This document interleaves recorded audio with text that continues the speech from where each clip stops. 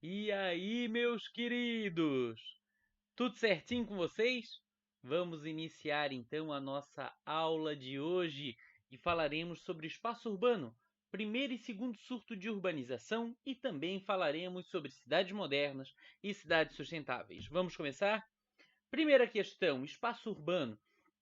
A gente deve lembrar que as primeiras cidades que se sabe que existiram no mundo foram na Ásia e na Europa. Para vocês terem noção, nessa região existem vestígios arqueológicos de cidades que existiram há mais de 11 mil anos atrás. Portanto, são cidades muito antigas, cidades históricas. A Europa, ela foi o primeiro lugar a se ter um surto de urbanização. Isso se deu devido à industrialização.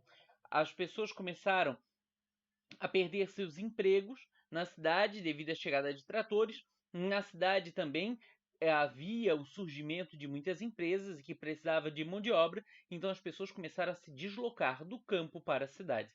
Vale lembrar também que aproximadamente em 1800 já haviam filas, trânsito nas cidades devido ao excesso de pessoas para a estrutura, para a infraestrutura daquela época.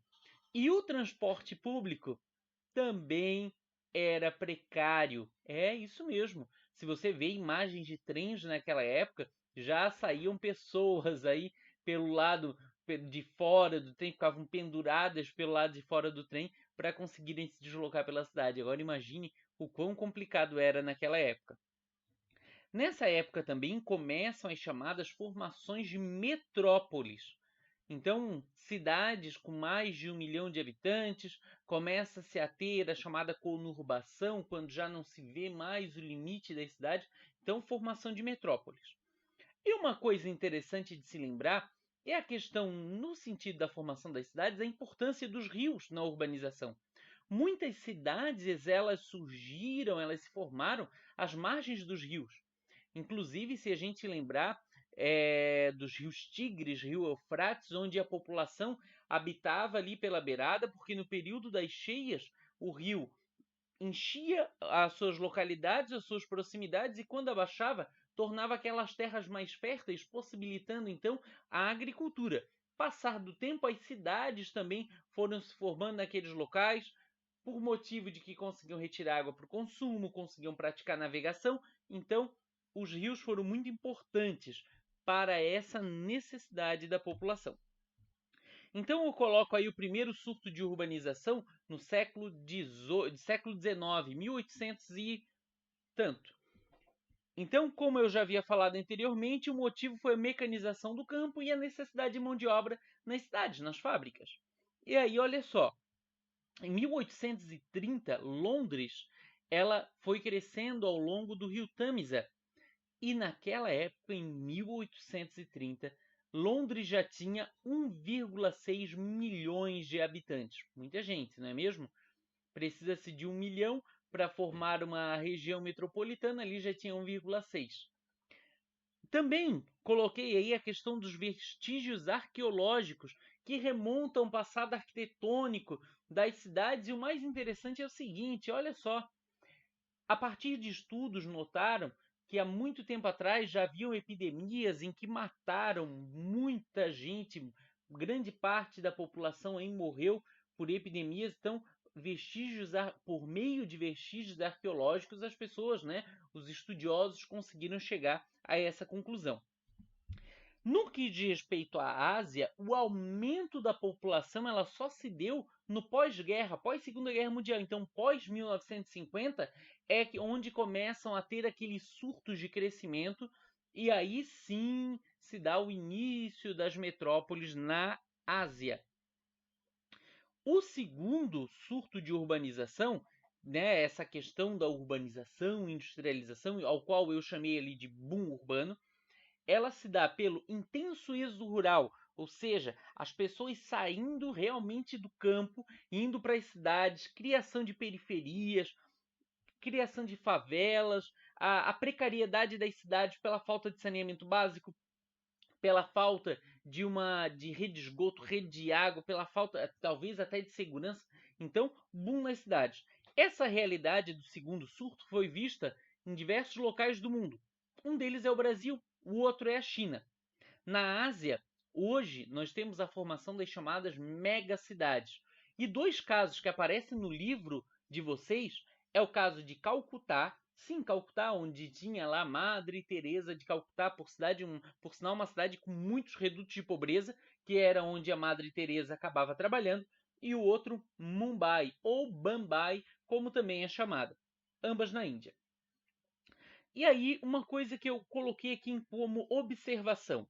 Enquanto os países vêm desacelerando a taxa de urbanização, de modo geral, a taxa de urbanização dos países que antes era uma crescente, agora ela já começou a estabilizar, a Ásia ela segue forte neste processo aí de urbanização.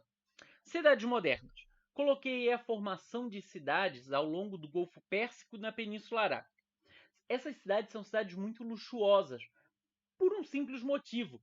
Existe muita gente ali, muito rico, por conta da extração de petróleo. Então, toda aquela riqueza que é proveniente da extração do petróleo é transformada em riqueza, em modernidade, em cidades luxuosas. Agora, existe um contraste.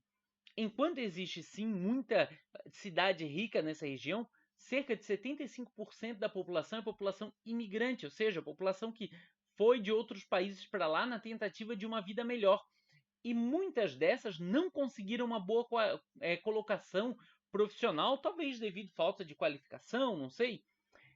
E aí é onde contrasta com a riqueza. Porque enquanto existe riqueza, como essa foto aqui do lado, existe muita gente muito pobre, certo? Então, não pense que é só gente rica que mora nessas áreas. Então, esse aqui é centro. Então, onde é o centro? Riqueza. Agora, nas periferias, realmente muita pobreza. Outra situação interessante é a questão das cidades sustentáveis.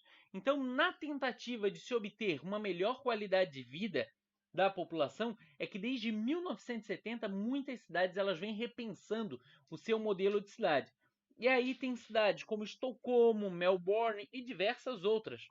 A ideia dessas cidades é alcançar não só o desenvolvimento financeiro, mas principalmente um desenvolvimento financeiro aliado ao desenvolvimento ambiental. O que faz dessas cidades aí cidades incríveis. Um caso tem aqui na foto, né, como vocês podem ver, essa é uma foto real, apesar de parecer aí uma montagem, mas é uma cidade real.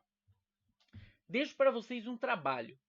Vocês vão criar, vocês vão se imaginar aí como um agente de turismo, como um dono de uma empresa de turismo, ao qual vocês vão vender um pacote, vão vender 2 pacotes de viagens para uma família. 2 pacotes para uma família. E aí vocês têm que escolher como destino a Ásia, a Europa ou a Oceania. Ou pode fazer um pacote para cada um desses, né? 2 pacotes, aí, um para a Ásia e um para a Europa, um para a Europa, um para a Oceania, um para a Ásia, um para a Oceania, vocês que escolhem. E aí você vai criar breve texto justificando as suas escolhas. E aí, nessa justificativa, eu quero que vocês coloquem ali, justifiquem pelos elementos naturais, pelos elementos culturais, pelos elementos históricos. E aí, é isso que você vai apresentar para o seu cliente, fazendo com que o seu cliente se apaixone pelo destino por você escolhido. Vale lembrar uma coisa, você tem que fazer um incrível trabalho, um incrível destino para mostrar para o seu cliente e convencê-lo, né, que você é o melhor agente de turismo, beleza? Então, para isso você vai criar um folder para cada um desses 2 pacotes. Então você vai criar 2 folders. E aí ali no folder você vai incluir imagens, você vai incluir o texto que você fez e aí assim você vai apresentar para o seu cliente imaginário. Esse trabalho ele poderá ser entregue para o professor por meio de Word ou por meio de foto, por meio de imagens, né? Isso vai ficar ao seu critério, aí o quanto você conhece de tecnologia e tal, então pode enviar por meio eletrônico para mim, né, em formato eletrônico, para o meu e-mail, até às 23 horas e 59 minutos do dia 23 de agosto. No assunto você vai colocar trabalho de geografia, 9º ano e o seu nome. Beleza então, meus queridos? Aguardo vocês aí na próxima aula e aguardo também o trabalho. Tchau, tchau!